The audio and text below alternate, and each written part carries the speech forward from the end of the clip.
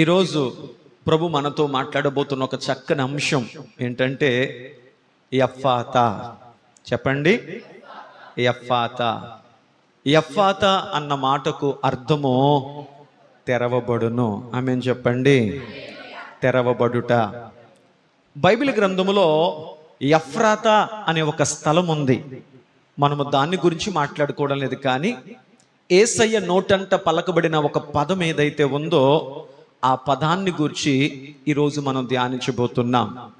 యేసుక్రీస్తు ప్రభు యొక్క 3.5 సంవత్సరాల పరిచర్యలో ఆయన అనేక ప్రాంతాలు తిరుగుతూ, అనేక ప్రదేశాలు తిరుగుతూ, అనేకులకు దేవుని యొక్క సువార్తను ప్రకటిస్తూ, ఆ పరిచర్యలో భాగంగా ఆయన యొద్దకు వచ్చినటువంటి వ్యాధిగ్రస్తులను, సమస్యలతో, ఇరుకులతో, ఇబ్బందులతో, రకరకాల వేదనకర పరిస్థితుల్లో నలిగిపోతున్న అనేక కుటుంబాలను ఆయన స్వస్థపరుస్తూ, అనేకుల కుటుంబాలు అనే కడుతూ ఆయా ప్రాంతాల్లో యేసు ప్రభు సంచరిస్తున్న దినాలు. అలా యేసుక్రీస్తు ప్రభువారు మరలా తూరు ప్రాంతమును విడిచి దాని పక్కన ఉన్న ప్రాంతమైనటువంటి సీదోను అనే పట్టణము ద్వారా దెకబొలి ప్రాంతము మీదుగా గలిలయ సముద్రము దగ్గరికి యేసు ప్రభు వచ్చారు. గలిలయ సముద్ర ప్రాంతానికి యేసు ప్రభు పరిచర్యలో భాగంగా ఆయన వచ్చినప్పుడు యేసు ప్రభుని కలవడానికి, ఆయన చెప్పేటువంటి దైవికమైన మాటలు వినడానికి, ఆయన ద్వారా ఏదైనా మేలును పొందాలి, ఆయన ద్వారా నా దేహములో కలిగిన అస్వస్థత, బలహీనత, నా గాయము ఏదైనప్పటికీ అది యేసయ్య ద్వారా స్వస్థత కలిగించుకోవాలి అని చెప్పి వ్యాధులతో, సమస్యలతో సతమవుతున్న అనేక మంది వ్యక్తులు యేసు ప్రభు వారు ఆ గలిలయ సముద్ర తీరమున ఉన్నారు అని తెలుసుకొని అనేక మంది సమస్యలతో ఉన్నవారు యేసయ్య ఉన్న చోటికి రావడం జరిగింది. ఆ ప్రజల మధ్యలో ఉన్నటువంటి ఒక వ్యక్తిని కొంతమంది తీసుకొచ్చి, అయ్యా, ఇతడు పుట్టినప్పటి నుంచి ఒక సమస్యతో బాధపడుతున్నాడు, ఆ సమస్యను బట్టి ఇతడు ఎంతగానో ఇబ్బందిని ఎదుర్కొంటున్నాడు, దయచేసి ఆ సమస్యను స్వస్థపరచవా అని అనేక మంది ఒక వ్యక్తిని యేసయ్య దగ్గర తీసుకొచ్చారు.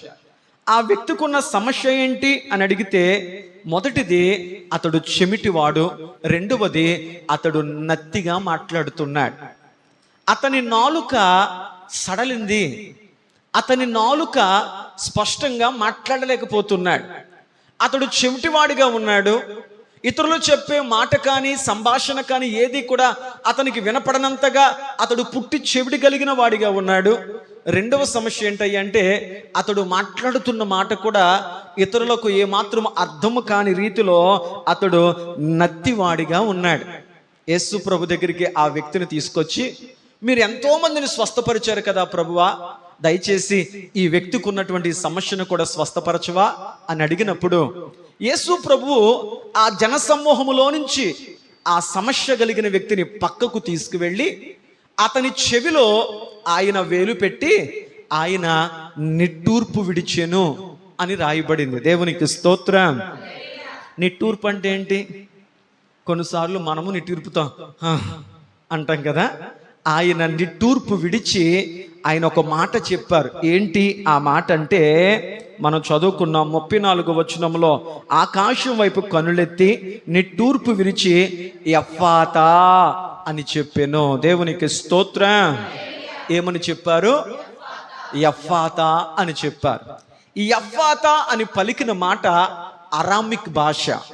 బైబిల్ గ్రంథములో యేసుక్రీస్తు ప్రభు పలికిన కొన్ని పదాలు ఉన్నాయి. ఆ పదాలను బైబిల్ని ట్రాన్స్లేషన్ చేసినటువంటి, తర్జుమా చేసినటువంటి అనువాదకర్తలు ఆ పదాలను అలాగే ఉంచడానికి ఇష్టపడ్డారు. దేవునికి స్తోత్రం. ఉదాహరణకు కొన్ని మాటలు మీకు చెప్పాలంటే, నా దేవా నా దేవా నన్ను ఎందుకు చేయి విడిచితివి అన్న పదాన్ని యేసు ప్రభు మాట్లాడుతూ ఏమన్నారు? ఏలి ఏలి లామా సబక్తా అన్నారు. మరొక చోట పాత నిబంధన గ్రంథములో మెనే మెనే టెకిల్ ఉఫారిసిన్ అని రాయబడింది. యేసుక్రీస్తు ప్రభువారు చనిపోయిన ఒక యవ్వన బిడ్డను లేవనెత్తుతున్నప్పుడు తలితాకుమి అని పలికారు. ఇలాంటి కొన్ని పదాలు ఉన్నాయి. ఆ పదాలను బైబిల్ గ్రంథాన్ని తర్జుమా చేసినటువంటి భక్తులు ఆ పదాలు అలా ఉంచడానికే ఇష్టపడ్డారు. దేవునికి స్తోత్రం.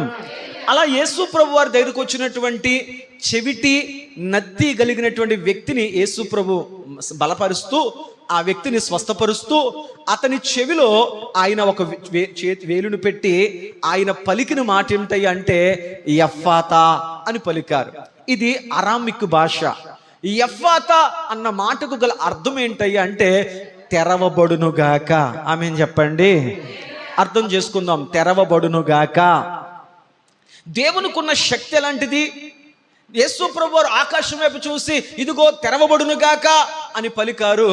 ఎప్పుడైతే ఆయన నోటి నుంచి ఎఫ్ఫాతా తెరవబడునుగాక అనే మాట పలికిందో వాడి నాలిక సడిలింది, వాడి చెవి తెరవబడింది, వాడు చక్కగా వినగలిగాడు, చక్కగా మాట్లాడగలిగాడు. దేవునికి స్తోత్రం చెప్పండి. హల్లెలూయా, హల్లెలూయా. దేవుని వాక్యం సెలవిస్తుంది ఏంటయ్యా అంటే ప్రకటన గ్రంథములో మనం చక్కగా వాక్యాన్ని చూడగలిగితే, ప్రకటన గ్రంథము 3వ అధ్యాయము, పరిశుద్ధ గ్రంథాలను తెరచి ప్రకటన గ్రంథము 3వ అధ్యాయము 7-8 వచనాలు మనం చూడగలిగితే, ఫిలదెల్ఫియాలో ఉన్న సంఘపు దూతకు ఎలాగు రాయము, దావీదు తాళపు చెవులు కలిగి ఎవడునూ వెయ్యలేకుండా తీయువాడును ఎవడునూ తీయలేకుండా వేయువాడునగు సత్యస్వరూపియగు పరిశుద్ధుడు చెప్పు సంగతులేవనగా, నీ క్రియలు నేను ఎరుగుదును, నీకున్న శక్తి కొంచెమయుండినను నీవు నా వాక్యమును గైకొని నా నామము ఎరుగననలేదు. ఇదిగో తలుపు నీ ఎదుట తీసి ఉంచి ఉన్నాను, దాని ఎవడును వెయ్యనేరడు. దేవునికి స్తోత్రం చెప్పండి. హల్లెలూయా, హల్లెలూయా. మనం ఆరాధిస్తున్న దేవుడు, మనము సేవిస్తున్న దేవుడు, మనం ప్రార్థిస్తున్న దేవుడు ఎలాంటి వాడు అని వాక్యాన్ని ప్రశ్నిస్తే, ప్రకటన గ్రంథంలో ఆయన గొప్పతనాన్ని గురించి వాక్యం మాట్లాడుతూ ఏమని చెప్పిందయ్యా అంటే, మనం ఆరాధిస్తున్న దేవుడు దేన్నైనా మూసాడు అంటే దాన్ని తెరవగల శక్తి లోకంలో ఎవ్వనికి లేదు. దేవుడు ఒక వ్యక్తి జీవితంలో మూయబడిన ద్వారాన్ని తెరిచాడు అంటే దేవుడు తెరిచిన ద్వారాన్ని మూయగలిగిన వాడెవరూ కూడా లేడు. ఆయనకు అధికారం ఉంది కనుక ఆ చెవిటి నత్తివాని దగ్గర ఆయన పలికిన మాట ఏమిటయ్యా అంటే ఎఫ్ఫాతా తెరవబడునుగాక. దేవునికి స్తోత్రం చెప్పండి. బైబిల్ గ్రంథములో చాలా మంది జీవితాలు మనం గమనించినప్పుడు, బైబిల్ గ్రంథములో కొంతమంది తల్లుల గర్భాలు మూయబడ్డాయి. బైబిల్ గ్రంథములో మనం పరీక్షలకు చూసినట్లయితే బైబిల్ గ్రంథములో కొన్ని కుటుంబాల్లో కొంతమంది తల్లుల గర్భాలు మూయబడ్డాయి. మచ్చుకు మనం ఆలోచన చేస్తే బైబిల్ గ్రంథములో షారా అనే ఒక తల్లి ఉంది, ఆమె గర్భం మూయబడింది. మూయబడిన గర్భాన్ని వృద్ధాప్యములో ఆయన తెరిచే దేవుడుగా ఉన్నాడు. ఆమె చక్కని కుమారుని కంది. అలాగే రాహేలు అనే ఒక తల్లి బైబిల్లో ఉంది, ఆమె గర్భము కూడా బైబిల్ గ్రంథంలో మూయబడింది. మూయబడిన ఆమె గర్భాన్ని దేవుడు తెరిచినట్లుగా వాక్యంలో మనం చూడగలుగుతాం. అంత మాత్రమే కాకుండా బైబిల్ గ్రంథంలో రెబ్కా అనే ఒక తల్లి ఉంది, వివాహమైన 20 సంవత్సరముల తర్వాత మూయబడిన గర్భాన్ని దేవుడు తెరిచాడు. అంత మాత్రమే కాకుండా హన్నా అనే ఒక తల్లి ఉంది, ఆమె గర్భం మూయబడి ఉంది, మూయబడిన గర్భాన్ని దేవుడు తెరిచాడు. అంత మాత్రమే కాకుండా ఎలిజబెత్ అనే ఒక తల్లి ఉంది, ఆమె గర్భము మూయబడింది, మూయబడిన గర్భాన్ని దేవుడు అద్భుతంగా తెరిచాడు. మచ్చుకు కొన్ని ఉదాహరణలే చెప్పాను. నేను ఎలాంటి దేవుడినో తెలుసా? నేను మూయవాడును, నేను తెరిచివాడును. నేను మూయగా దాన్ని తెరవగలిగిన వాడెవడూ లేడు, నేను తెరిచిన తలుపును మూయగలిగిన వాడెవడు కూడా. బైబిల్ గ్రంథంలో అనేక మందుల జీవితాల్లో అనేక రకాల తలుపులు మూయబడ్డాయి. ఉదాహరణకు నేను చెప్పినట్లుగా అనేక మంది తల్లుల గర్భాలు మూయబడ్డాయి. వారు దైవ సన్నిధికి వచ్చి దేవుని సన్నిధిలో ప్రార్థించడం ద్వారా మూయబడిన ప్రతి గర్భాన్ని దేవుడు తెరిచాడు. దేవునికి స్తోత్రం. వాక్యం వింటున్న మన జీవితాల్లో కూడా ఒక ఆలోచన మనకు రావచ్చు, నిజమే పాస్టర్ గారండి, మా కుటుంబంలో అభివృద్ధి అనే ద్వారం మూయబడింది. ఎంత ప్రయాసపడుతున్నా, ఎంత కష్టపడుతున్నా, ఎంత చెమటోరుస్తున్నా మా కుటుంబాల్లో అభివృద్ధి అనేది కలగడం లేదు. ఆర్థికంగా క్షీణించిపోతున్నాం. మాకేమనిపిస్తుందంటే అభివృద్ధి అనే తలుపు మా జీవితంలో మూయబడిందేమో, సంతోషము అనే తలుపు మా జీవితంలో మూయబడిందేమో, ఆరోగ్యము అనే తలుపు మా జీవితంలో మూయబడిందేమో, ఇక రకరకాల ఒక విధంగా చెప్పాలంటే ఎంత ప్రయత్నిస్తున్నా నా కుటుంబంలో, నా జీవితంలో శుభకార్యములు అనేవి జరగడం లేవండి. కాబట్టి శుభము అనేటువంటి ద్వారం మా జీవితంలో మూయబడిందేమో అని నువ్వు ఆలోచిస్తుంటే, నేను ఆరాధిస్తున్న దేవుడు, నువ్వు పూజిస్తున్న దేవుడు ఎలాంటి వాడయ్యా అంటే, ఆయన మూయబడిన ప్రతి తలుపును నీ జీవితంలో ఆయన తెరవగల సామర్థ్యము గలవాడు. దేవునికి స్తోత్రం. హల్లెలూయా, హల్లెలూయా. బైబిల్ అంటుంది, యెహోవానగు నేను సర్వ శరీరకు దేవుడను, నాకు అసాధ్యమైనది ఏదైనా ఉందా అని ప్రభు సెలవిస్తున్నాడు. ఆయన దేవుని సన్నిధిలో ప్రార్థిస్తున్న నీ జీవితంలో ఏ ద్వారమైనా మూయబడి ఉండొచ్చు. నువ్వు ఆయన సన్నిధిలో ప్రార్థన చేయుచుండగా మూయబడిన ప్రతి ద్వారము ఆయన తన కృప ద్వారా నీ జీవితంలో తెరుచునుగాక. ఆమేన్ చెప్పండి. ఒక నిజమైన విశ్వాసి, దేవుని ఎరిగిన ఒక మంచి ఆత్మీయుడు, దేవా నా జీవితంలో ఆ ఆశీర్వాదపు ద్వారాన్ని తెరవా, లేకపోతే ఈ ఆర్థికపరమైన ద్వారాలు తెరవా, ఈ శుభకార్య సంబంధమైన ద్వారాలు తెరవా అని ఈ లౌకిక సంబంధమైన, ఈ బాహ్య సంబంధమైన, అందరూ కోరుకునేటువంటి ఈ లోకానుసారమైన ద్వారాలు తెరవబడాలి అని మాత్రమే కాకుండా, ఒక నిజమైన ఆత్మీయుడు తన ఆత్మీయ క్షేమము కొరకు కూడా తన జీవితంలో ప్రభు చిత్తమైతే 4 ద్వారాలు తెరవమని అడగాలి ప్రతినిత్యము. దేవునికి స్తోత్రం చెప్పండి.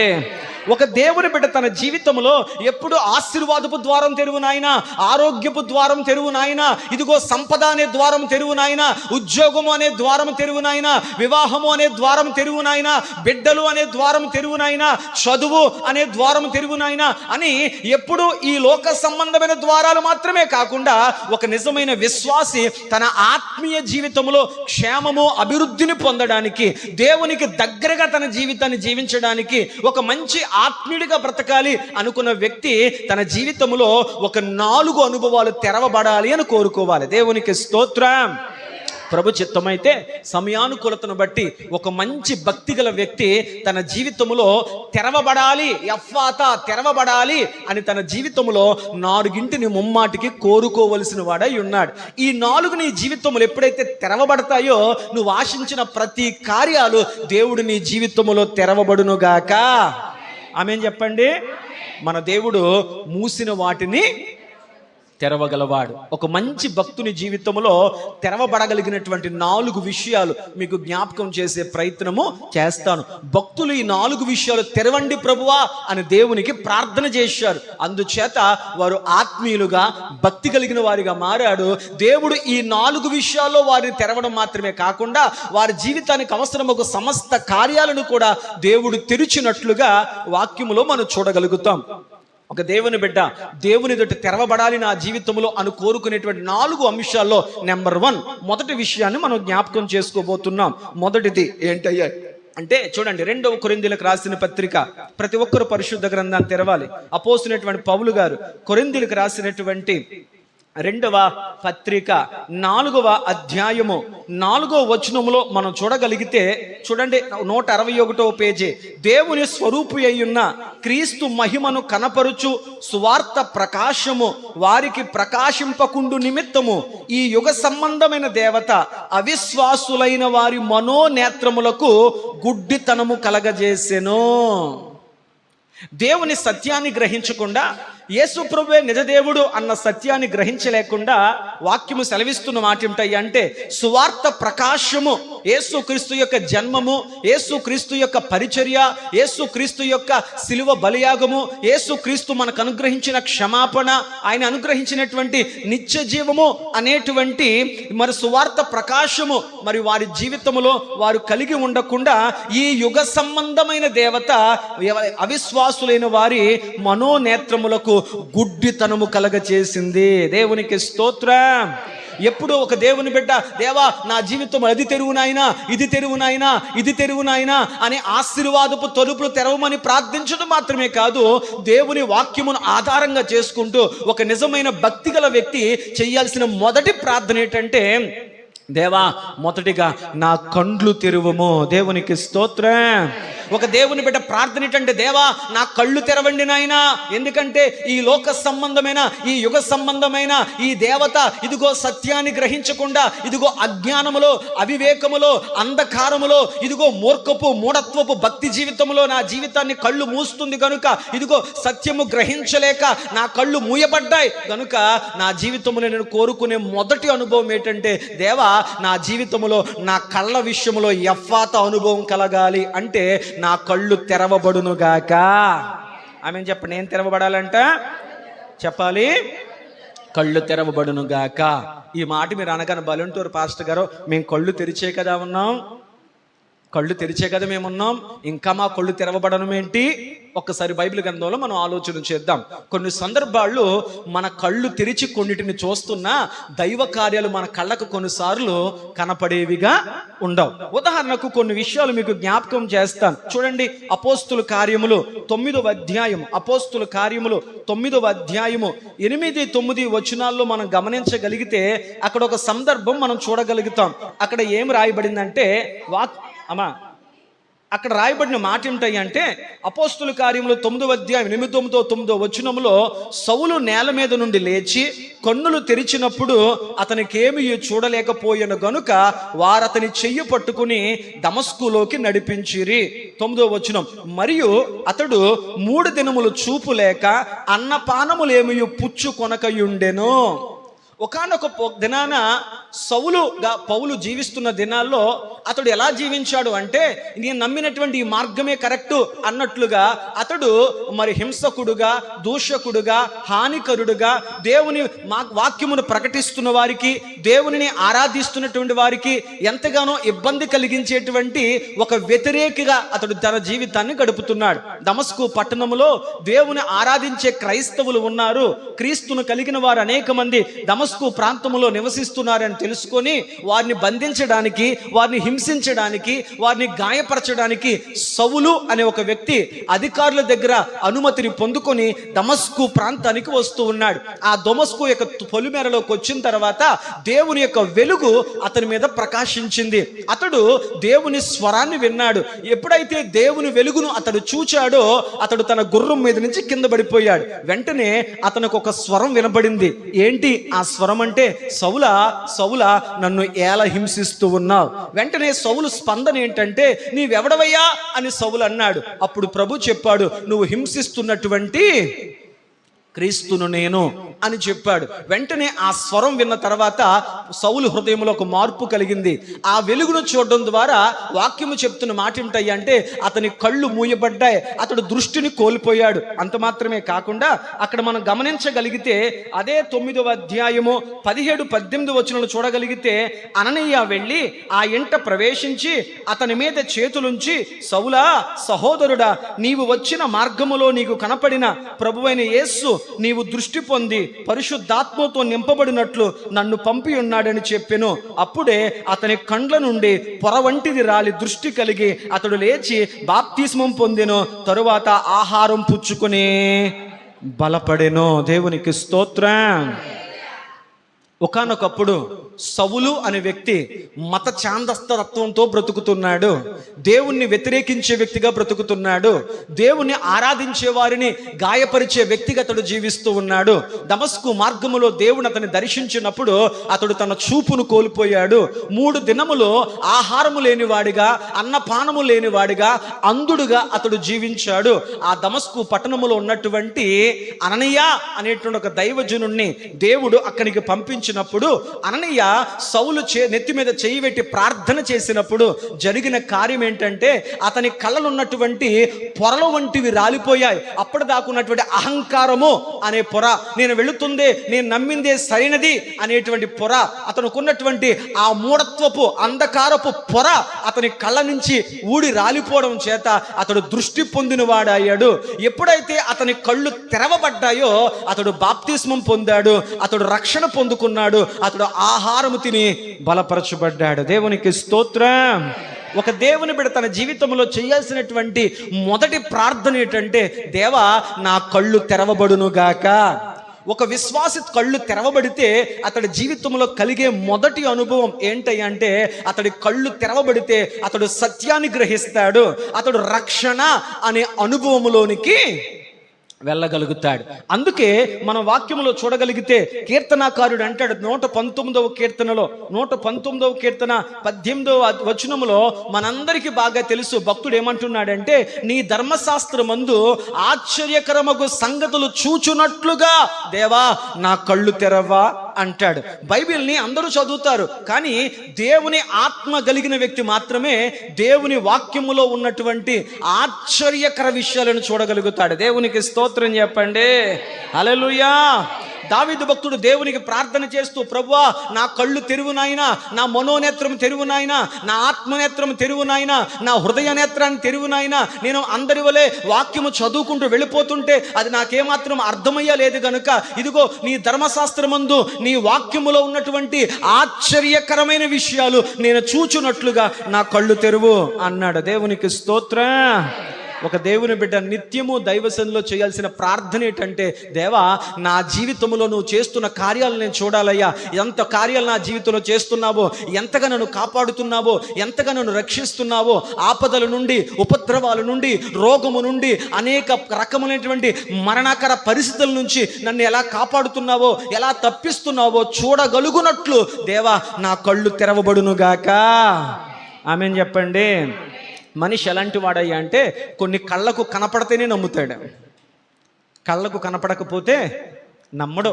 కళ్ళతో చూస్తేనే కొన్నిటిని నమ్ముతాడు. అందుకు దావీదు అంటున్నాడు, నా కళ్ళ ముందు ఎన్నో జరుగుతున్నాయి, కానీ అయ్యా నీ ఆశ్చర్యకరముగు విషయాలు నా కళ్ళతో చూచున్నట్లుగా దేవా నా హృదయము నేత్రాలను నీవు తెరువము. దేవునికి స్తోత్రం చెప్పండి. దేవుడు కళ్ళు తెరిస్తే ఒక వ్యక్తి జీవితంలో కలిగిన కార్యం ఏంటి? సౌలును చూసాం. దేవుడు మత సంబంధమైనటువంటి మూఢత్వంతో బ్రతుకుతున్నటువంటి సౌలు కళ్ళు దేవుడు తెరవడం చేత ఒకప్పుడు హింసకుడుగా, దూషకుడుగా, హానికరుడుగా ఉన్న సౌలు కళ్ళు దేవుడు తెరవడం చేత సౌలు బాప్తిస్మము, రక్షణ అనే అనుభవాన్ని పొందాడు. రెండవ వ్యక్తిని మీకు జ్ఞాపకం చేసే ప్రయత్నం చేస్తాను. ఆదికాండము 21వ అధ్యాయం. ప్రతి ఒక్కరు చూడండి. ఆదికాండము 21వ అధ్యాయములో మనం చూడగలిగితే అక్కడ ఒక తల్లి మనకు కనపడుతుంది. 21వ అధ్యాయము 14 నుంచి కొన్ని వచనాలు నేను చదువుతున్నాను. కాబట్టి తెల్లవారినప్పుడు అబ్రహాము లేచి ఆహారమును నీళ్ల తిత్తిని తీసుకొని ఆ పిల్లవానితో కూడా హాగరుకు అప్పగించి ఆమె భుజం మీద వాటిని పెట్టి ఆమెను పంపివేసెను. ఆమె వెళ్ళి బెయేర్షెబా అరణ్యములో ఇటు అటు తిరుగుచుండెను. ఆ తిత్తులోని నీళ్లు అయిపోయిన తరువాత ఆమె ఒక పొద కింద ఆ చిన్నవాణ్ణి పడవేసి ఈ పిల్లవాణ్ణి చావు నేను చూడలేనని అనుకొని వింటి వేత దూరము వెళ్ళి అతనికి ఎదురుగా కూర్చుండెను. ఆమె ఎదురుగా కూర్చుండి ఎలుగెత్తి ఏడిచెను. దేవుడు ఆ చిన్నవాని మొరను వినెను. అప్పుడు దేవుని దూత ఆకాశము నుండి హాగరును పిలిచి, హాగరు నీకేమి వచ్చినది? భయపడకుము. ఆ చిన్నవాడున్న చోట దేవుడు వాని స్వరము వినియున్నాడు. నీవు లేచి ఆ చిన్నవాని లేవనెత్తి నీ చేత పట్టుకొనుము, వానిని గొప్ప జనముగా చేసేదనని ఆమెతో అనెను. మరియు దేవుడు ఆమె కన్నులు తెరిచినందున ఆమె నీళ్ల ఊట చూచి వెళ్ళి ఆ తిత్తిలో నీళ్లను నింపి ఆ చిన్నవానికి త్రాగనిచ్చెను. దేవుడు ఆ చిన్నవాడికి తోడయ్యుండెను. దేవునికి స్తోత్రం. హల్లెలూయా, హల్లెలూయా. చదవబడిన దేవుని వాక్య భాగం మనం చూడగలిగితే అబ్రహాము గారి యొక్క దాసి ఒక ఆమె ఉంది. ఆమె పేరు హాగరు. ఆమెకు ఒక కుమారుడు ఉన్నాడు. అతని పేరు ఇష్మాయేలు. ఒకానొక దినాన కొన్ని పరిస్థితుల ప్రభావము చేత హాగరును ఇష్మాయేలును అబ్రహాము తన ఇంటిలో నుంచి బయటికి పంపించేస్తున్నాడు. మీ బ్రతుకు మీరు బ్రతకండి, మీ జీవితం మీరు చూసుకోండి, ఇక మా ఇంట్లో మీరు ఉండొద్దు అని అబ్రహాము గారు హాగరుకు పుట్టినటువంటి ఇష్మాయేలును ఒక గాడిద మీద ఎక్కించి వారు ప్రయాణములో వెళుతున్నప్పుడు వారికి అవసరమైనటువంటి ఆహారమును అలాగే నీళ్ల తిత్తిలో కొంత నీళ్లు ఇచ్చి వారిని వెళ్ళిపోమని పంపించేశాడు. వారు బెయేర్షెబా అనేటువంటి అరణ్యములకు వెళ్ళి ఎటు పక్కకు వెళ్ళాలో తెలియక, జీవిత గమ్యం ఏంటో తెలియక ఆ పక్క ఈ పక్క తిరుగుతున్న సందర్భంలో ఒకానొక సమయం వచ్చేసరికి వారు తెచ్చుకున్న ఆహారము అయిపోయింది. ఆ నీళ్ళలో తిత్తులో ఉన్నటువంటి నీళ్లు కూడా అన్నీ అయిపోయాయి. అయితే ఆ పసిబిడ్డ ఎంతగానో దాహము చేత మండుటెండలో అల్లాడిపోతున్నాడు. నాకు దాహంగా ఉంది అని చెప్పి ఆ తల్లి యొక్క బిడ్డ నీళ్ల చేత దప్పిక చేత అల్లాడిపోతూ ఉన్నాడు. తీరా చూస్తే ఆ చుట్టుపక్కల ఎక్కడ నీళ్లు లేవు. ఆమె తెచ్చుకున్న నీళ్లు కూడా అయిపోయాయి. ఇక తల్లి అనుకుంది, నా బిడ్డ దాహముతో అల్లాడిపోతున్నాడు, నా బిడ్డ డీహైడ్రేషన్ అయిపోతున్నాడు, నీరసించిపోతున్నాడు, దాహముతో బిడ్డ గుక్కబెట్టి ఏడుతున్నాడు. నాకు అర్థమైంది ఏంటంటే వీడు ఇంకా ఏడిచి ఏడిచి ఏడిచి దప్పికతో ఇక చనిపోతాడేమో, వీడి చావు నేను చూడలేను అని చెప్పి ఆమె ఆ బిడ్డను ఒక నీడలో ఒక పొద కింద పడేసి కొంచెము దూరం వెళ్ళి మోకాళ్ళ మీద పడి ఏడడం మొదలెట్టింది. నా బ్రతుకెందుకు ఇలా అయిపోయింది, నా జీవితం ఎందుకు ఇలా అయిపోయింది, నా కళ్ళ ముందే ఇదిగో నా బిడ్డ దప్పికతో చనిపోయేలా ఉన్నాడు అని ఆమె ఏడుస్తూ ఉన్నప్పుడు దేవుని దూత ఆమెకు ప్రత్యక్షమై ఆమెతో మాట్లాడుతూ ఉంది, హాగరు నీకేమయ్యింది, నువ్వెందుకు ఏడుస్తున్నావు అని చెప్పి దేవుడు అన్నాడు, ఆ పిన్నవాడి యొక్క కన్నీళ్లు, ఆ చిన్న బిడ్డ యొక్క వేదన, ఆ చిన్న బిడ్డ యొక్క కన్నీళ్లు వేడుపు నాకు వినపడింది అని చెప్పి హాగరు అనేటువంటి ఆ తల్లి యొక్క కళ్ళు దేవుడు తెరిచాడు. ఆమె ఏం చెప్పండి, మరి అప్పటిదాకా హాగరు కళ్ళు మూసుకుందా? లేదు. అంతవరకు ఆమె కళ్ళు తెరవబడినప్పటికి కూడా ఆమె కళ్ళ ముందు సమస్యలే కనపడ్డాయి, ఆమె జీవితమే కనపడింది, ఆమెకు ఎదురైనటువంటి ఆ యొక్క పరిస్థితులే ఆమె కళ్ళ ముందు కనపడ్డాయి. కాబట్టి దేవుని సహాయాన్ని, దేవుని కార్యాలను ఆమె చూడలేకపోయింది. బైబిల్ అంటుంది, దేవుడు ఆమె కళ్ళను తెరిచెను గనుక ఆమె కళ్ళ ముందు ఉన్నటువంటి నీటి ఊటను ఆమె చూడగలిగింది. దేవునికి స్తోత్రం. ప్రభునందు ప్రియ దేవుని బిడ్డలారా, ఎన్నో సందర్భాల్లో దేవుని కాపుదల, దేవుని సహాయము, దేవుని సన్నిధి మన పక్కనే ఉన్నప్పటికీ కూడా కొన్ని సందర్భాల్లో మనం మన సమస్యల మీదే దృష్టి పెడతాం, మనకున్న ఇబ్బందుల మీదే దృష్టి పెడతాం, మనకు కలుగుతున్నటువంటి గాయాల మీద మాత్రమే మనం దృష్టి పెట్టి దేవుని సహాయము చూడలేని వారిగా, దేవుని సహాయమును గుర్తెరగలేని వారిగా ఉంటాం. అయితే దేవుడు హాగరి కళ్ళు తెరిచెను గనుక ఆమె నీటి ఊటను గుర్తెరిగింది, చూడగలిగింది. వెంటనే ఆ నీళ్లతో తన బిడ్డ దప్పికను తీర్చింది గనుక బైబిల్ చెప్తుంది, దేవుడు ఆ బిడ్డకు తోడై ఉన్నాడు గనుక వాడు గొప్పవాడాయనో. దేవునికి స్తోత్రం. రెండవది, దేవుడు హాగరు అనే ఒక తల్లి కళ్ళు తెరవడం ద్వారా ఆ తల్లికి దేవుని సహాయం కనపడింది. దేవుడు సౌలు కళ్ళు తెరవడం ద్వారా అతడికి రక్షణ అనే అనుభవం దొరికింది. హాగరు కళ్ళు దేవుడు తెరవడం ద్వారా వారికి దేవుని సహాయము కనపడింది. అదేవిధంగా మూడవ వ్యక్తిని కూడా మీకు జ్ఞాపకం చేసే ప్రయత్నం చేస్తాను. చూడండి, 2వ రాజుల గ్రంథం 6వ అధ్యాయం. అతని పనివాడు పెందలకడ లేచి బయటకు వచ్చినప్పుడు రథములను గుర్రములను గల సైన్యము పట్టణము చుట్టుకొనుండుట కనపడెను.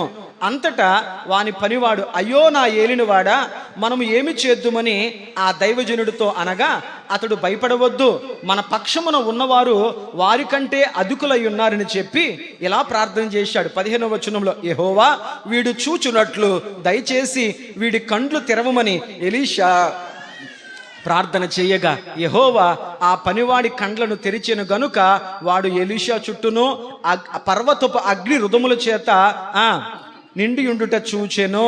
దేవునికి స్తోత్రం. హల్లెలూయా. ఈరోజు చాలా సబ్జెక్ట్ చెప్పాలి. మీరు చదివి నేను వెనకాల దాన్ని ధ్యానించాను అనుకోండి, నాకు టైం సరిపోదు. 2వ పార్ట్ చెప్పడం నాకు ఇష్టం లేదు. మొదటి రోజే ఈ వాక్యం అంతా అవగొట్టాలి. కాబట్టి నాతో పాటు మీరు నడుస్తూ వాక్యాన్ని ధ్యానం చేయండి. దేవునికి అర్థమవుతుంది. చదవబడిన దేవుని వాక్యములో ఏమని రాయబడిందంటే, ఇశ్రాయేలు ప్రజలకు వారి మీద దాడి చేయడానికి సిరియా రాజు అనే ఒక రాజు ఎప్పుడు కూడా దేవుని ప్రజలంట, దేవుడి సహాయం వాళ్ళకు తోడుగా ఉంటుందంట. ఆ ఇశ్రాయేలు ప్రజలను ఎంతవరకు ఎవడు జయించలేదంట. కాబట్టి ఏ విధము చేతనన్నా నేను ఇశ్రాయేలు ప్రజల మీదకి వెళ్ళాలి, దేవుని ప్రజల మీదకి వెళ్ళాలి, వాళ్ళని యుద్ధం చేయాలి, వాళ్ళ మీద నేను విజయాన్ని పొందాలి అని ఎప్పుడు కూడా సిరియా దేశాన్ని పరిపాలన చేసే మహారాజు దేవుని ప్రజల మీద అనేక రకాలుగా దాడి చేయడానికి ప్రయత్నం చేస్తూ ఉండేవాడంట. ఎన్ని రకాల ప్రయత్నాలు చేసినా అతడు ప్రతి ప్రయత్నంలో ఓడిపోతూనే ఉండేవాడంట. ఒకానొక దినాన ఆ సిరియా దేశపు రాజు అతనితో ఉన్నటువంటి సలహాదారులతో మంత్రులందరితో కూర్చొని ఇలా మాట్లాడుతున్నాడంట, ఎన్నో సందర్భాల్లో దేవుని ప్రజలకు ఉన్నటువంటి ఇశ్రాయేలు మీదకి నేను దాడి చేసే ప్రయత్నం చేశాను, కానీ ఏంటో నాకు తెలియదు, కానీ ఎంత రహస్యంగా ఎంత గుట్టుగా నేను ఎంత చక్కగా నేను ప్రయత్నం చేస్తున్నా ప్రతిసారి మన ప్రయత్నాలు ముందే వాళ్ళకి తెలిసిపోతున్నాయి. అందువల్ల ప్రతి ప్రయత్నంలో మనం ఓడిపోతున్నాం అంటే రాజు అనుకున్నాడు మన మధ్యలో ఎవడో వారి మనిషి ఉన్నాడు, మన మధ్యలో స్పేగా ఎవడో ఉన్నాడు, మన మధ్యలో ఎవడో వారి గూఢచారున్నాడు, మన విషయాలన్నీ వాళ్ళకి చెప్పేస్తున్నాడు, వాళ్ళు మనం వెళ్ళేసరికి అన్ని సిద్ధంగా అని రాజు అనుమానపడితే అప్పుడు అతని సలహాదారులో ఒక వ్యక్తి అన్నాడు, లేదు మహారాజా మీరు పొరపడుతున్నాడు, మన మధ్యలో ఎవరు అలాంటి వారు లేరు, కానీ వాళ్ళ మధ్యలో ఒక దైవజనుడు ఉన్నాడు, అతని పేరు ఎలీషా.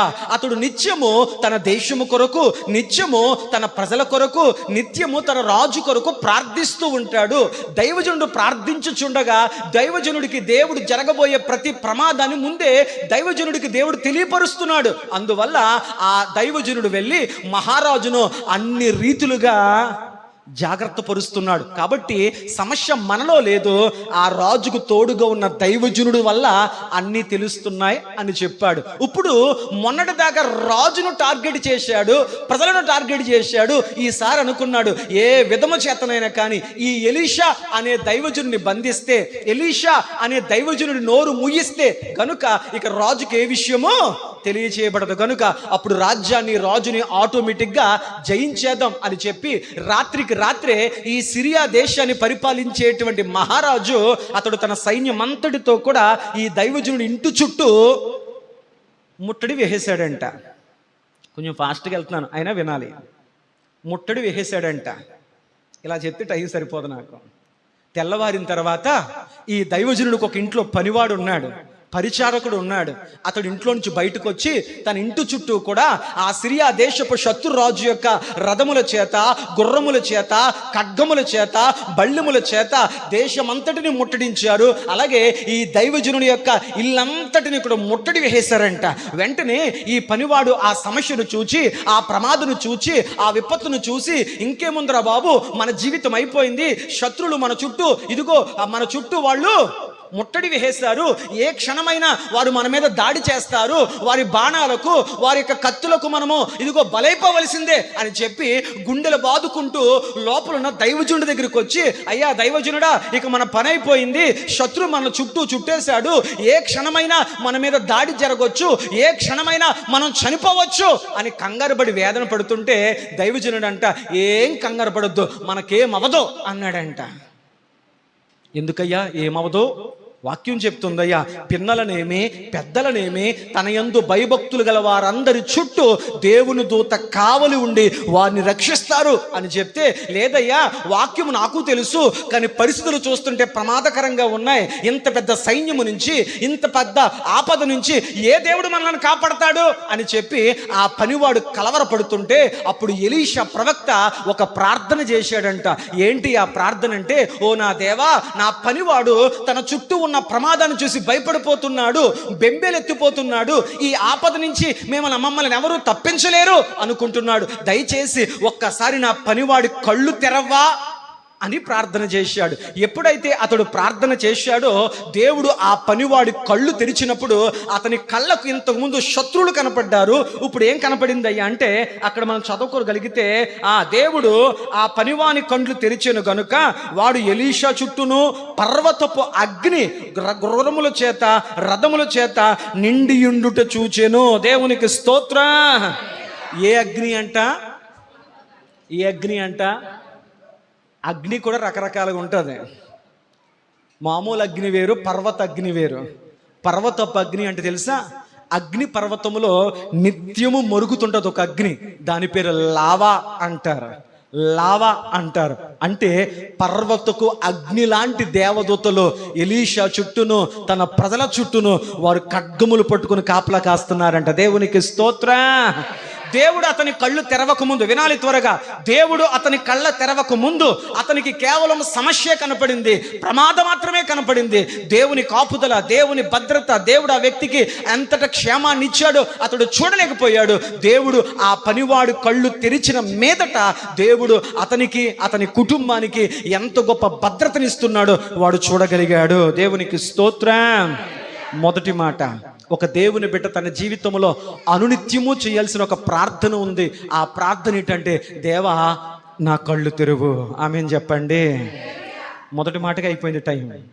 దేవా నా కళ్ళు తెరువు. 3 విషయాలు చెప్పాను. బైబిల్ గ్రంథంలో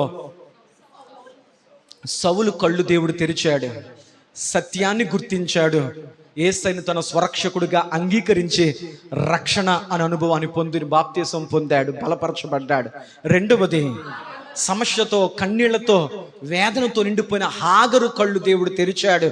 ఆమె కళ్ళ ముందున్న నీటి ఓటను చూడగలిగింది, దేవుని సహాయాన్ని పొందుకోగలిగింది. మూడవది, ఎలీషా యొక్క దైవజనుని యొక్క పనివాడి కళ్ళు దేవుడు తెరిచాడు. దేవుడిచ్చిన రక్షణ, దేవుడిచ్చిన భద్రత ఎంత గొప్పదో వాడు చూడగలిగాడు. దేవునికి స్తోత్రం. ఈరోజు మనందరి ప్రార్థన ఏంటంటే, ప్రభువా నా జీవితంలో ఎన్నో రకాలుగా మమ్మల్ని కాపాడుతున్నాం, కొన్నిసార్లు వాటిని మేము గుర్తించలేకపోతున్నాం. మీ జాడల సారం మా జీవితంలో వెదజల్లునట్లుగా దేవా మా ఆత్మ నేత్రాలు తెరవబడును గాక. ఆమేన్ చెప్పండి. దేవుని కార్యాలు నీ కళ్ళకు కనపడితే నువ్వు నిత్యము నువ్వు దేవునికి వందనాలు చెప్తూనే ఉంటావు. ప్రభువా ఎంతమంది ప్రమాదాలు బారిన పడిపోతున్నారు, ఎంతమంది తిన్న ఆహారం అరగక చనిపోతున్నారు, ఎన్ని రకాల వార్తలు మనం వింటున్నాం. ప్రతి దాని నుండి ఇదిగో బయటికి వెళుతున్న నా భర్తను, బయటికి వెళుతున్న నా బిడ్డలను, నన్ను, నా కుటుంబమును ఇదిగో ఏ ప్రమాదం బారిన పడకుండా, ఏ ఆపద బారిన పడకుండా అనునిత్యము కంటికి రెప్పల మమ్మల్ని మీరు కాపాడుతున్నందుకు నీకు వందనాలు. ప్రభువా ఆ కార్యాలన్నీ చూచున్నట్లుగా మా కళ్ళు తెరవబడును గాక. కొన్ని చూచి దేవా తప్పించావు అంటున్నావు, కొన్ని చూడకనే దేవుడు తప్పిస్తున్నాడు. అందుకే భక్తుడు అన్నాడు, నీ ధర్మశాస్త్రమందు ఆశ్చర్యకరమైన విషయాలు చూచినట్లు నా కళ్ళు తెరవా దేవా. దేవుడు నీ మనోనేత్రాలు తెరుచును గాక. ఆమేన్ చెప్పండి. అప్పుడు నీ చూపు సమస్య వైపు వెళ్ళదు, నీ చూపు అప్పుల మీదకు వెళ్ళదు, అప్పుడు నీ చూపు దేవుడు నాకు ఇది చేయలేదు అని చూపు వెళ్ళదు. నీ చూపు ఎక్కడికి వెళ్తుంది అంటే, ఎంతవరకు దేవుడు నీకేం చేశాడో వాటిని చూడడం మొదలు పెడతావు. ఇన్ని చేసిన దేవుడు ఇది చేయలేడా అని చెప్పి దేవునికి సాక్షిగా నువ్వు నిలబడినట్లు దేవుడు నీ ఆత్మనేత్రము తెరుచునుగాక. ఆమేన్. రెండవది, దేవుడు మన జీవితంలో తెరవాలి అని కోరుకునేటువంటి రెండవ అనుభవం ఏంటంటే, చూడండి యెషయా గ్రంథం 66వ అధ్యాయం 4వ వచనం. యెషయా గ్రంథం, పరిశుద్ధ గ్రంథాలను తెరిచి యెషయా గ్రంథం ప్రతి ఒక్కరు కూడా తెరవడానికి ప్రయత్నం చేయండి.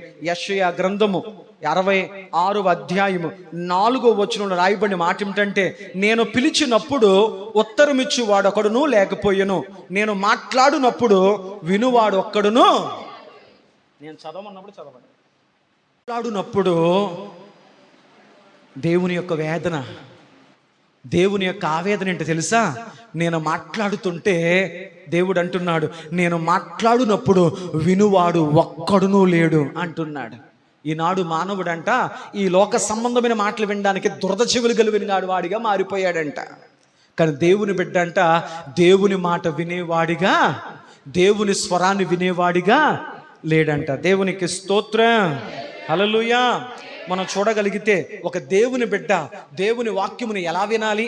వాక్యము సెలవిస్తుంది. నెహెమ్యా గ్రంథము 8వ అధ్యాయం, నెహెమ్యా గ్రంథము 8వ అధ్యాయము.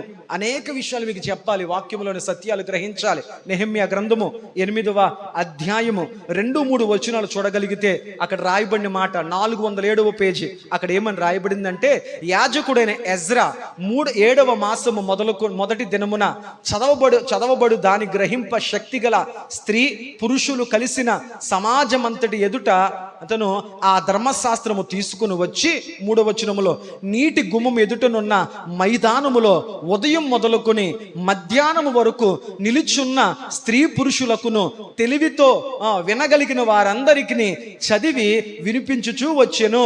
ఆ జనులందరూ ధర్మశాస్త్ర గ్రంథమును శ్రద్ధతో వినిరి. దేవునికి స్తోత్రం.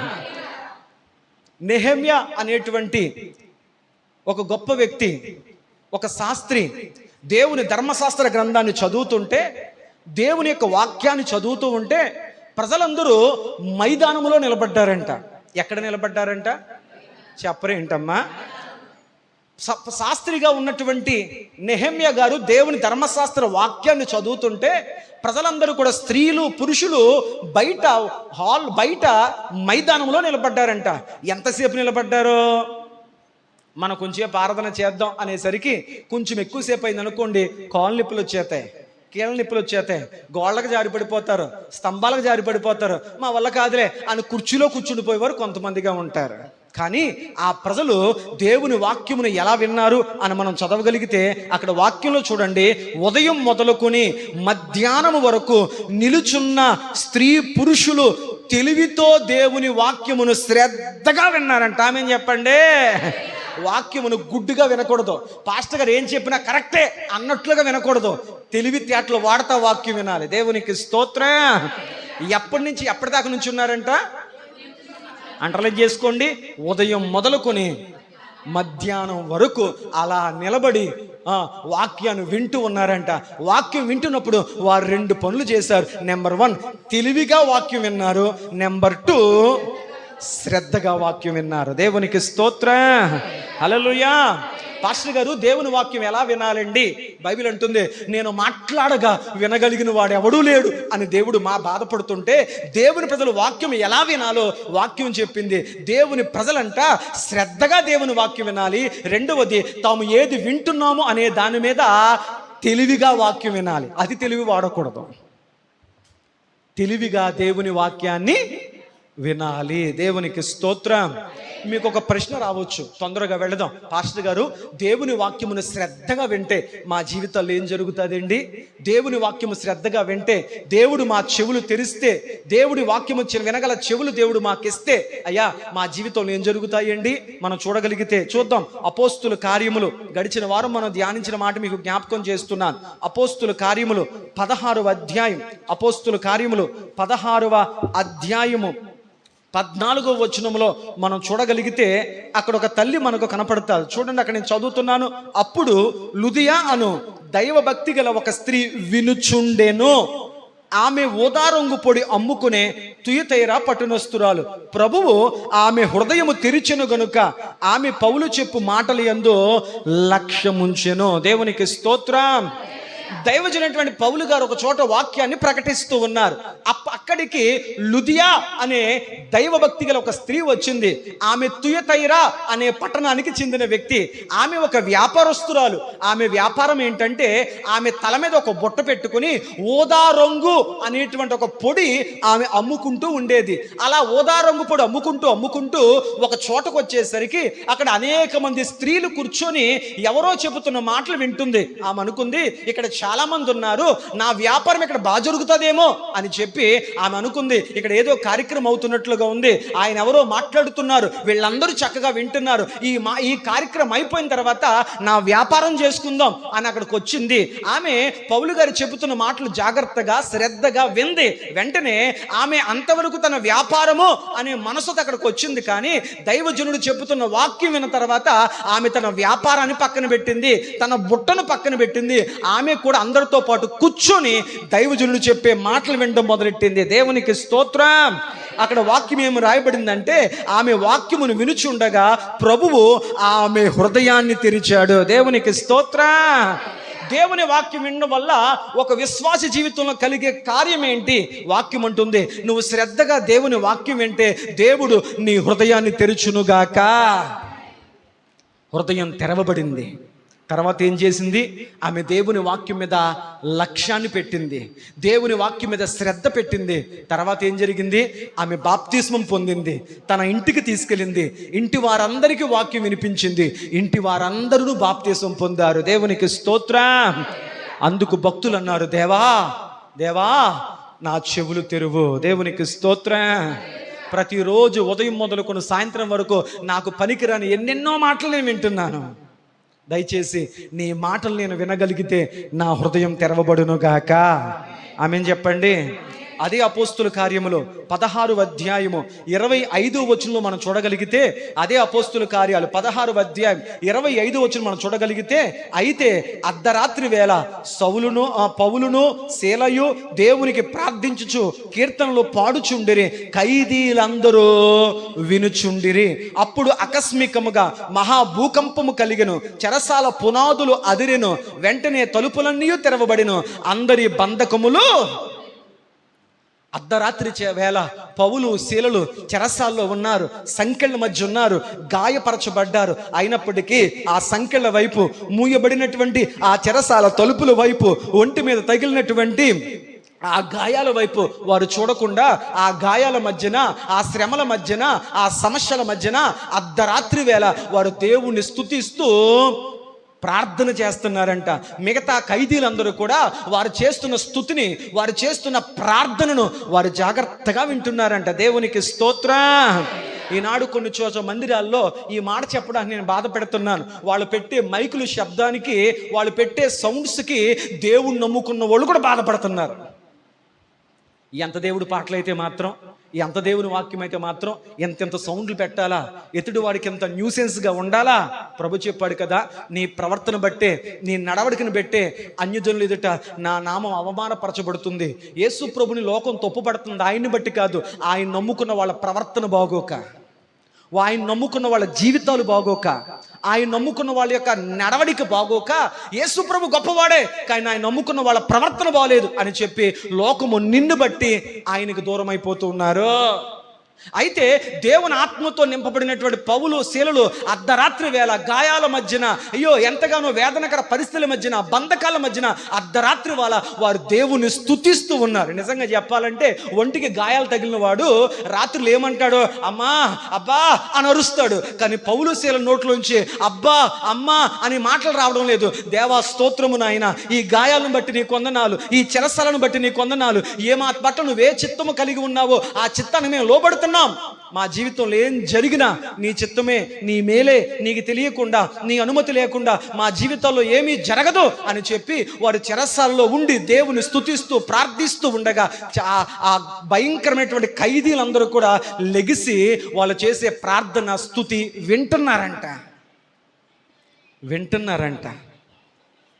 మంచిగా నువ్వు నిద్రపోతున్నావు. మన బిడ్డ 10th క్లాసు ఇంటర్మీడియట్, వాడు లైట్ వేసి చదువుతున్నాడు.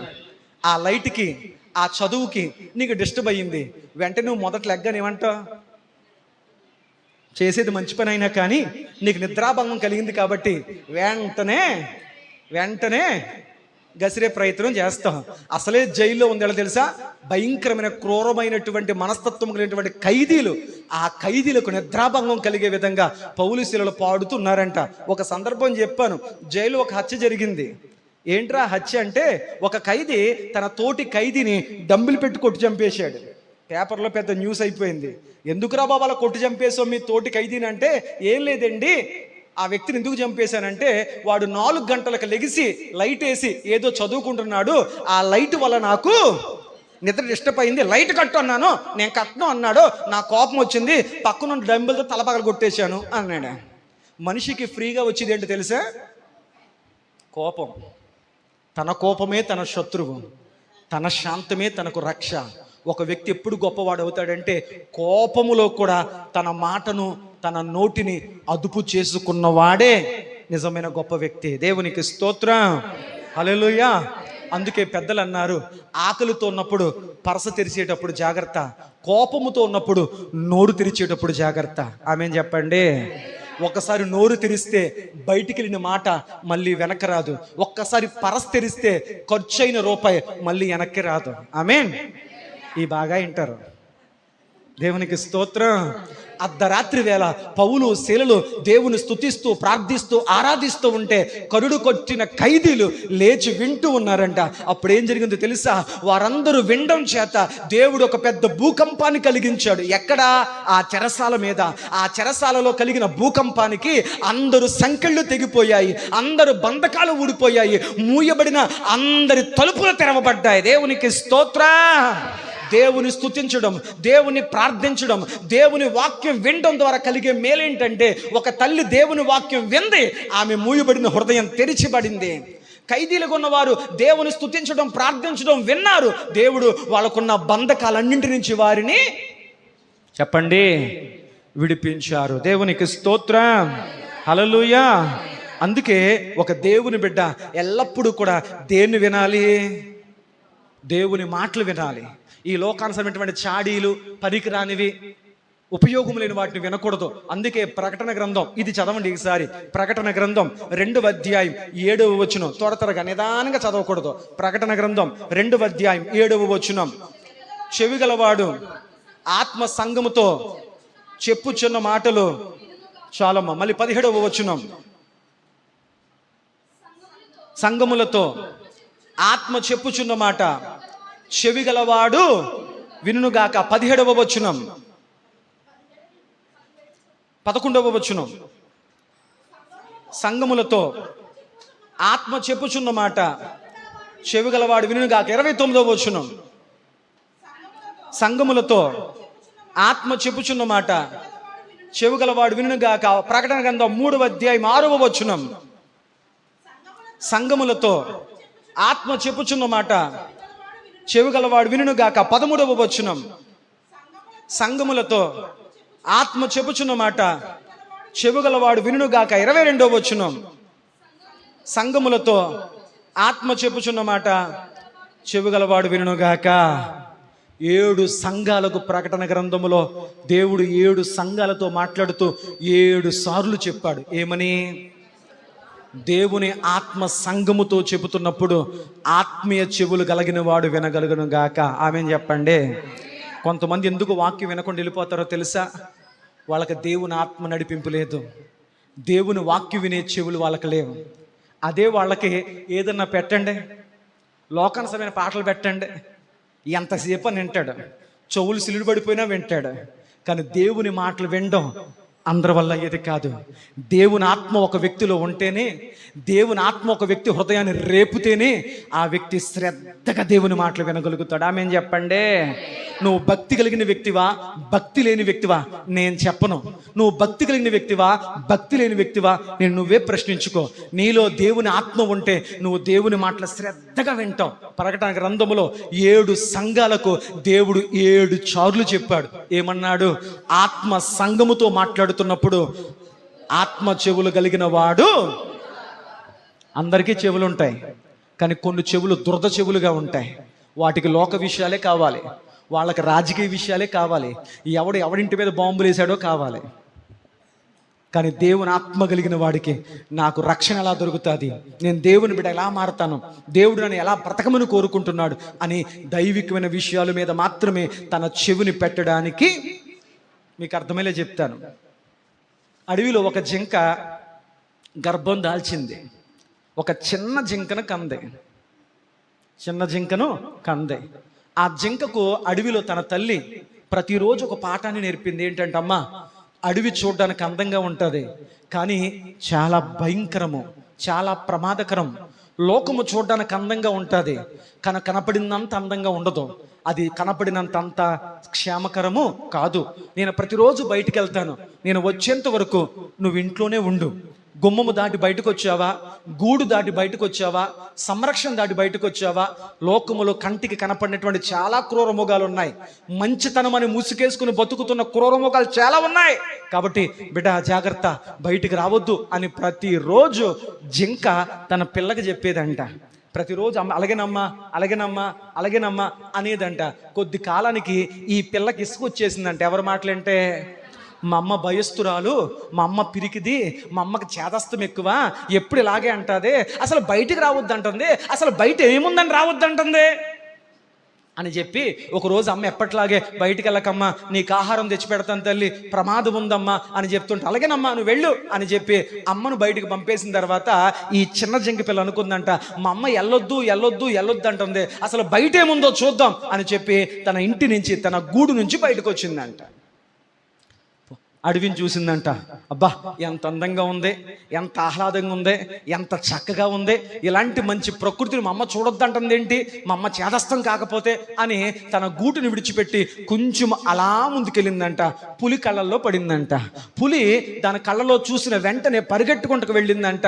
ఆ జింక పిల్ల మెడ పట్టుకుందంట, ఒక్క నొక్కు నొక్కిందంట. ఊపిరాడక జింక పిల్ల చచ్చిపోయిందంట. పులికి దాహం వేస్తుందంట. అది అనుకుందంట, చాలా దాహంగా ఉన్నాను, మంచినీళ్ళు తాగొచ్చి ఈ జింకను తిందాం, మంచి లేత మాంసం దొరికింది నాకు అనుకుందంట. ఈ మాంసం ఎవరు దాస్తారు అని ఆ పక్క ఈ పక్క చూస్తే దాని పక్కన గుంట నక్క ఉందంట. గుంట నక్కని పిలిచి, నక్క బావా నేను మంచిలు తాగడానికి వెళ్తున్నాను, అప్పుడు దాకా దీని మాంసం జాగ్రత్తగా ఉంచు, జాగ్రత్త అని చెప్తే, భలేవాళ్ళు మీరు వెళ్ళండి మేము చూసుకుంటాను అందంట. ఈ పులి నీళ్ళు తాగడానికి వెళ్ళే లోపల ఈ నక్క ఆకలిగా ఉందంట. దీనికి ఆకలి ఆగుతలేదంట. అసలే లేత మాంసమో ఫ్రెష్ మాంసమో ఇంకా ఆగలేకపోయిందంట. ఏం తిన్నా తెలిసిపోద్దని చెప్పి ఈ జింక పిల్లకి 2 చెవులు తినేసిందంట. పులొచ్చిందంట.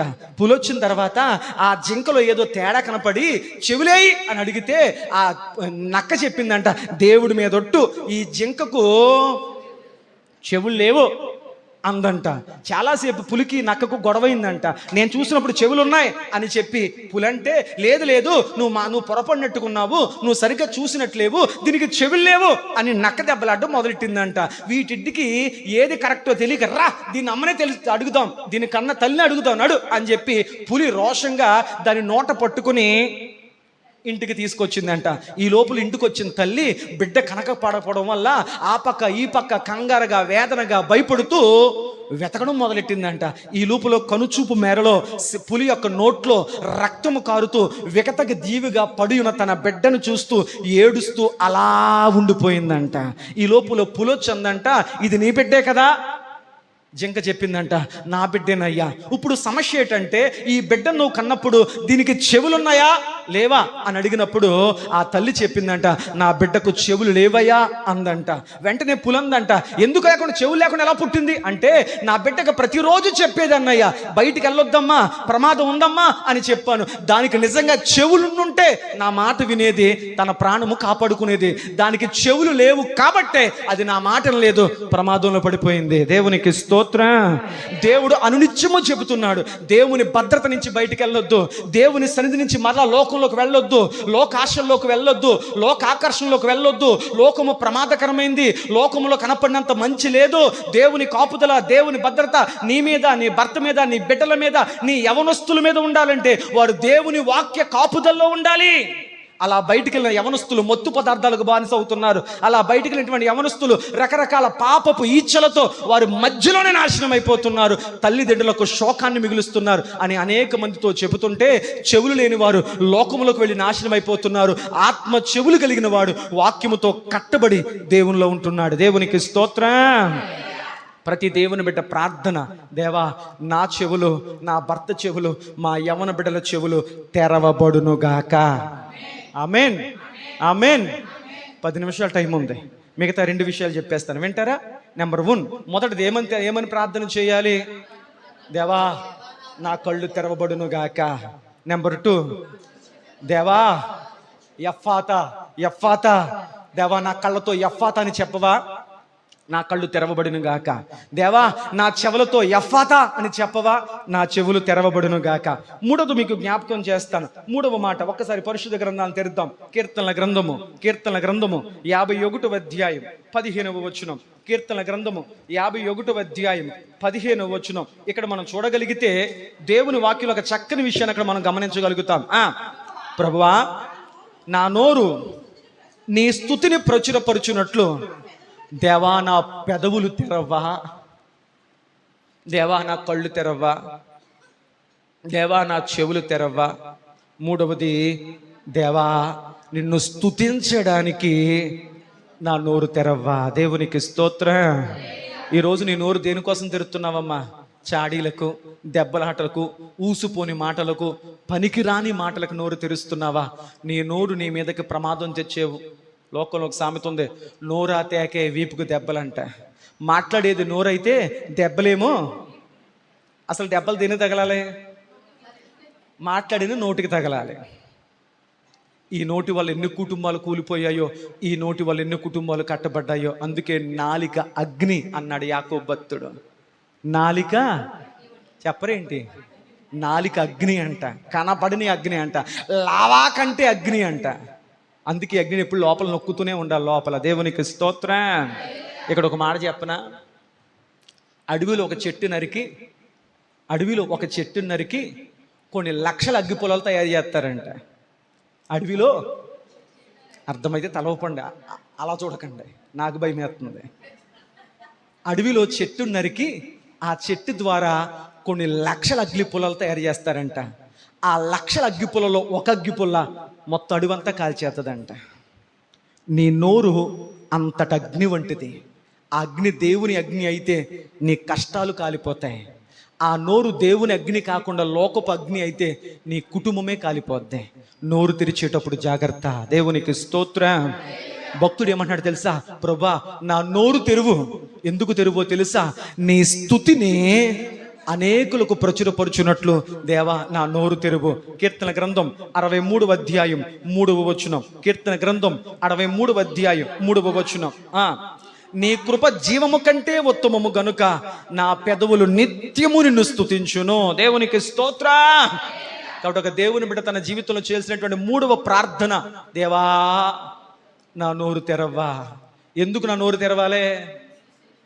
చెప్పరేటమ్మా. కొంతమంది అంటారు, ఆవిడ నోట్లో నోరు ఎట్టకండి, ఆ మాటలో మాట కలపకండి అంటారు. దేవుని బిడ్డ నోరు తెరిస్తే, అమ్మ వినే ఒప్పుకుందా? దేవుని బిడ్డ నోరు తెరిస్తే ఆ నోట్లోంచి రావాల్సిన స్తుతి ఏమవుతుందో తెలుసా? నీ నోట్లోంచి వస్తే స్తుతి నీ జీవిత పరిస్థితులను మార్చగలది. దేవునికి స్తోత్రం. హల్లెలూయా. అలా స్తుతించడం ద్వారా ఎవరి జీవితంలో ఉన్న పరిస్థితులు మారాయా?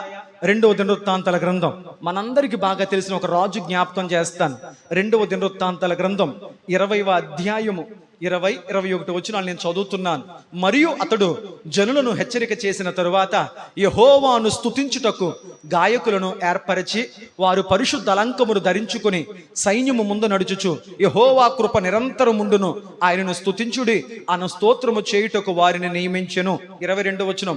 వారు పాడుటకును స్తుతించుటకును మొదలు పెట్టగా యెహోవా యోధా వారి మీదకు వచ్చిన అమ్మోనీయుల మీదను మోయాబీయుల మీదను షేయిరు మమ్యము వారందరి మీదను మాటుగాండ్రను పెట్టెను గనుక వారు హతులైరి. ఇప్పుడు వినండి. దేవుని ప్రజలను పరిపాలించే ఒకానొక రాజు ఉన్నాడు. అతని పేరు యెహోషాపాతు. చెప్పండి, అతని పేరేంటి? యెహోషాపాతు పరిపాలిస్తున్న దినాల్లో ఒకానొక దినాన అతని మీదకి 3 రాజులు కలిసి ఒకేసారి మీదకి వచ్చారంట. అతని దేశాన్ని నాశనం చేయడానికి 3 రాజులు తమ సైన్యముతో కలిసి ఒక్క రాజు మీదకి వచ్చేసారంట. ఈ రాజుకి ఏం చేయాలో తెలియలేదంట. వెంటనే అతడు తన ప్రజలందరితో కలిసి ఉపవాసం ఉండి దేవుని మందిరానికి వచ్చి ఇలా ప్రార్థించాడంట, దేవా 3 రాజులు ఒకేసారి మా మీదకి వచ్చేసారు, మా మీద ఒకేసారి 3 ప్రమాదాలు వచ్చేసాయి, మా కళ్ళ ముందు ప్రమాదం మా మీద ఉంది. ఈ సమయంలో మాకేం చేయాలో తోచడం లేదు, నువ్వే మాకు దిక్కు అని దేవునికి ప్రార్థన చేశారంట. ఈ సమస్యల్లో, ఈ పరిస్థితుల్లో మాకే తెలివి రాదయ్యా, ఏ ఆలోచన రాలేదయ్యా, ఏ నిర్ణయం తీసుకోవాలో మాకు తెలియడం లేదయ్యా, ఈ ప్రమాదం నుంచి ఎలా బయటపడాలో మాకు తెలియడం లేదయ్యా, దేవా నీవే మాకు దిక్కు అని యెహోషాపాతు ప్రార్థన చేస్తే దేవుని ఆత్మ వారితో మాట్లాడిందంట, మీరు యుద్ధం చేయొద్దు, యుద్ధం చేయువాడు దేవుడే అన్నాడంట. మరి ఏం చేయమంటావు అంటే, మీరు యుద్ధానికి వెళ్ళండి కానీ యుద్ధపు బట్టలు వేసుకోవద్దు. మందిరానికి వెళ్ళినప్పుడు ఎలాంటి బట్టలు వేసుకుంటారో? ఫంక్షన్లకు అయితే మెళ్ళ కనపడవలే, బంగారాలతో పొట్టు చీరలతో.